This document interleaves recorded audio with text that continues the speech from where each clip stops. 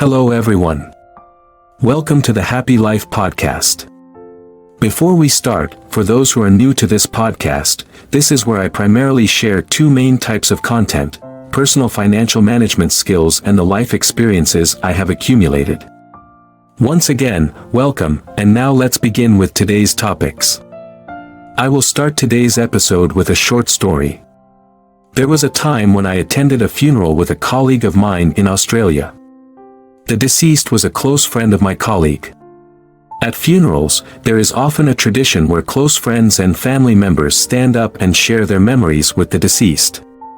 When it was my colleague's turn to speak, he recounted the childhood memories they shared and the journey of how he witnessed his friend grow up and live his life. His speech was very moving, but the phrase that stuck with me the most was his closing words. He said, "A life well lived." These 4 words lingered in my mind, making me question how I want to live my life so that when I lie down for the last time, I can smile knowing that I lived a worthy life. This thought led me to a bigger question: how do I want my life to be remembered? In today's episode, I will share with you the journey I took to find my answer to that question. In the picture I will share with you in today's episode, I divide it into 3 stages. The first stage I call the investment stage because, in my opinion, whatever you do in life, to reap the sweet fruits, you must have days of diligent sowing. In financial terms, to achieve high returns and good results, you must have days of tightening your belt to invest. It would be unreasonable to expect sweet fruits without putting in the effort. Therefore, as soon as we take control of our lives right after receiving the keys from our parents at the age of 18, we must immediately begin this investment stage. So what do we invest in? I believe we should invest in 4 aspects: experiences, knowledge, finance, and mindset. Now, the next question is, what is the most effective way to invest in these 4 aspects? Let's go back to the initial question: how do we want our life story to be told? This is a very important question that I think each of us should ask ourselves to find the answer, because if we don't find the answer to this question, we will continue to move forward in a very haphazard manner, not knowing where to go. When we don't know where to go, we tend to follow well-trodden paths, seeing others walk and just following them. When we follow these paths, we begin to leave our lives to chance. If we are lucky, the path will lead us to places that make us happy. If not, it will lead us to things we do not want. By the time we realize it, we may have spent most of our lives. Therefore, one of the most important goals, in my opinion, is to sketch a rough picture of what we want our life to look like. In other words, we want our life to be told in a certain way after we are gone. According to me, the most effective way to answer this important question is to gather as many materials as possible. These materials are the things that make us feel happy. The more of these materials we have, the better. Why do I say that? Imagine if we ask a pianist how they want their life story to be, surely the answer will revolve around activities related to the piano and music. Similarly, if we ask a professor of mathematics the same question, I guess 90% of the answer would be to live a life studying mathematics and doing things related to math. But if we ask the same question to a young person who just graduated from high school, who doesn't yet know what they like or want, it would be very difficult for them to answer how they want their life story to be. Therefore, this question is both difficult and easy. It is difficult if we don't have the materials, if we don't know what we like or are passionate about. It is easy when we clearly know what we are passionate about and what brings us joy and happiness. However, passion is like a mirage in the desert. Everyone knows they need it and wants it, but getting it is not easy. Some people spend their entire lives without knowing what they are passionate about. So, the next question is how we can find our passion. In my opinion, the only way to discover your passion is to experience as much as possible, because it is very difficult to stand on the outside, look in, and determine whether you like something or not. The only way to know if you like something is to experience it long enough and deep enough. Why do I say long enough and deep enough? Because in most cases, we can only find out if we like something after we have experienced it for a sufficient amount of time. Let me give a simple example: playing the piano.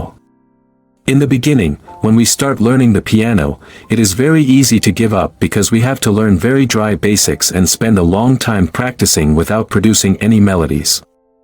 This period can be very boring, but if you keep practicing, you will gradually start playing well, and you will begin to find joy in it. That joy will grow, and if it continues to develop, it may become a passion for you. Therefore, if we give up too soon, we might miss the opportunity to discover a passion. But there is also a possibility that after mastering something, it still doesn't have enough attraction to keep us going. At least we will have a pretty accurate answer to the question of whether it is our passion. Thus, in these early years, if you are still unsure of what you like, just experience as much as possible. Whenever you have the opportunity to try something new, take it and pursue it to the end. These experiences sometimes require a significant amount of time investment.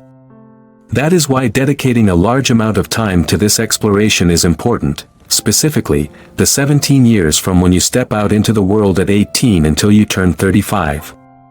This is the period when we have nothing to lose, we step into the world with empty hands, so we should experience as much as possible.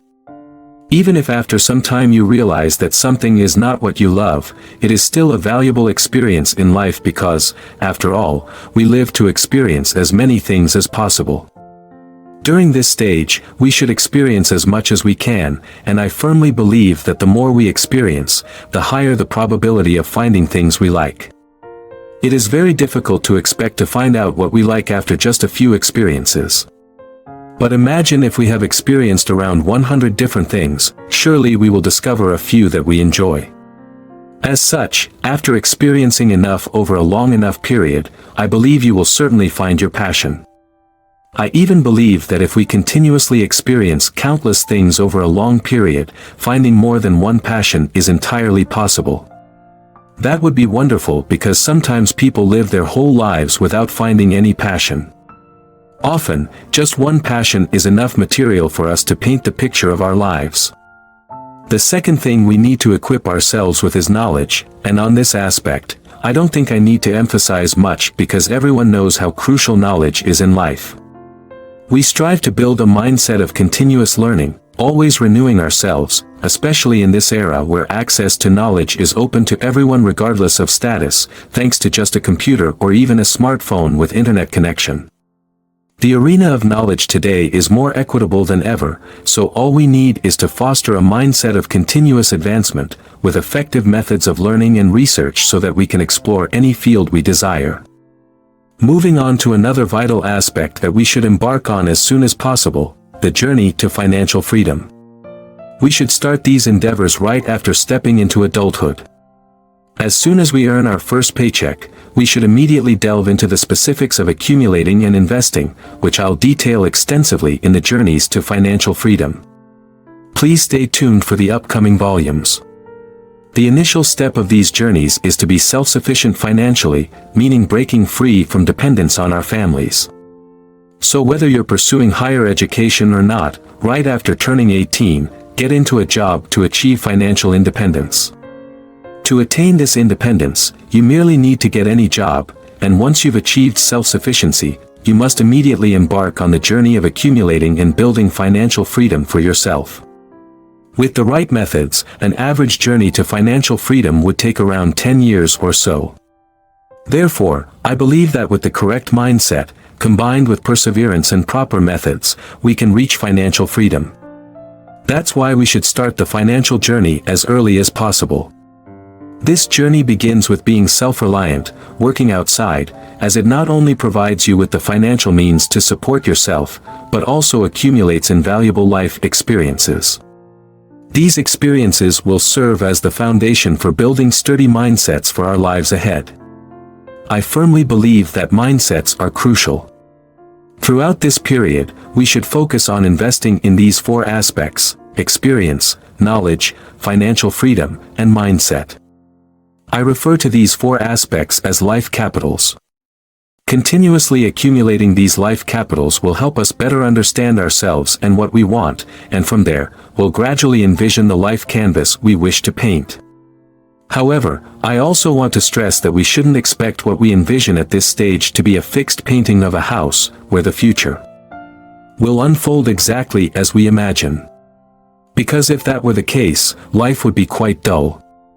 Instead, let's view it as a compass guiding us in a certain direction on our journey, where we can navigate as needed based on circumstances and stages of life. But thanks to this compass, our overall journey will still head toward the direction that brings us the most happiness. Each person will have a different way to navigate these journeys. It may be shorter or longer depending on individual circumstances. Now, let's take a holistic look at what we've built during this period. Firstly, we have amassed countless experiences over such a long period. Alongside that, we've acquired a vast array of knowledge through continuous learning and self-improvement. Moreover, we've developed a set of robust mindsets for ourselves, such as the mindset of financial freedom, the mindset of contentment, the mindset of detachment from material possessions, the mindset of embracing new experiences, the mindset of perseverance, and the mindset of never giving up on our endeavors, among others. Through these processes of continuous experience and learning, we stand as a sturdy shield of financial freedom. From now on, our lives no longer have to be dictated by money. Most importantly, before us lies a compass, the preliminary sketches of the lives we envision for ourselves. At this point, we know exactly what we want and what will bring us the most happiness. With such foundations, we can now freely enjoy life in any way we desire. For instance, if we wish to start a family, we can do so with a solid financial foundation, providing a comfortable life for our loved ones. Additionally, with the mindsets we've cultivated, we'll have a strong support system for our family. Moreover, with the extensive knowledge we've accumulated, we can impart the best education and upbringing to our children. With such foundations, we can wholeheartedly enjoy family life to the fullest extent, experiencing the highest levels of happiness. On the other hand, if family life is not our choice, and we prefer entrepreneurship or work, we can freely engage in business or pursue our career ambitions with peace of mind, knowing that we have safety nets behind us. With such a mindset, we can easily take on the riskiest ventures without fear of losing everything, unlike those who gamble their family's property for a 50-50 chance. I don't believe those individuals hold the advantage in the game.